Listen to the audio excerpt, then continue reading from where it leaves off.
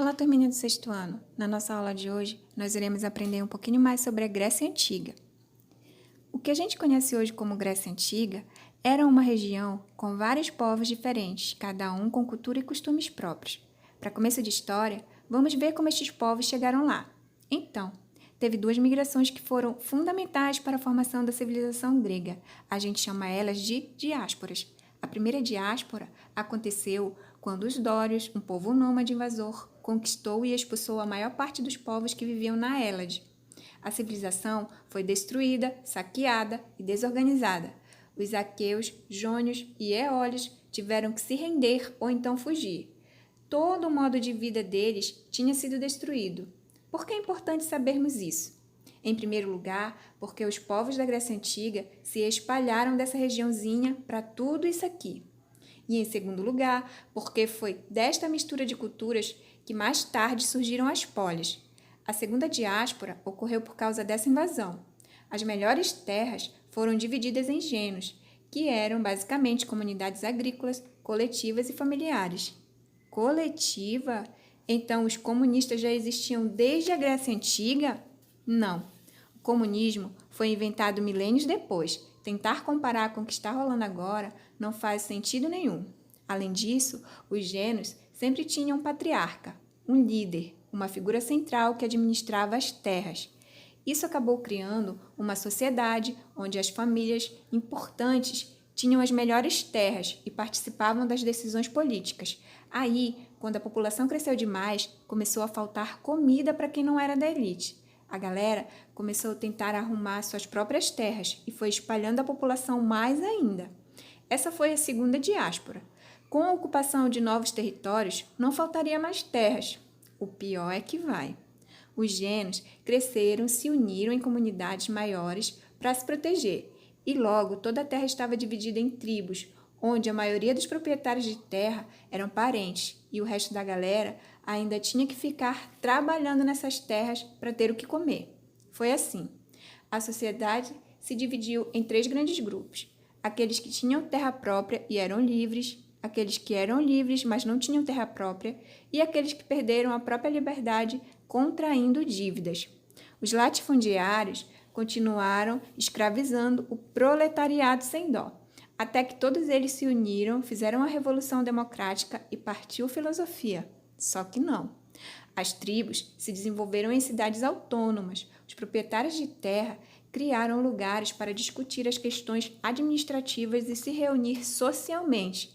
Essa formação política é chamada de polis, ou cidade-estado.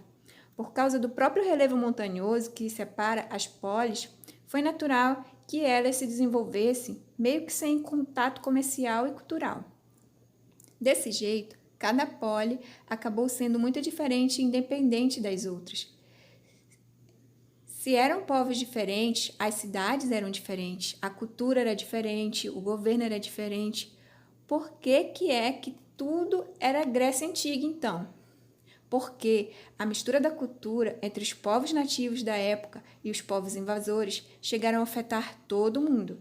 Eles falavam a mesma língua, acreditavam nos mesmos deuses e tinham a mesma base cultural. Além disso, em todo lugar, a escravidão por dívida e o trabalho assalariado eram os fundamentos da economia. Isso quer dizer que, em toda a Grécia, a desigualdade social e a escravidão eram considerados parte natural do modo de vida, ou seja, ela era uma sociedade censitária.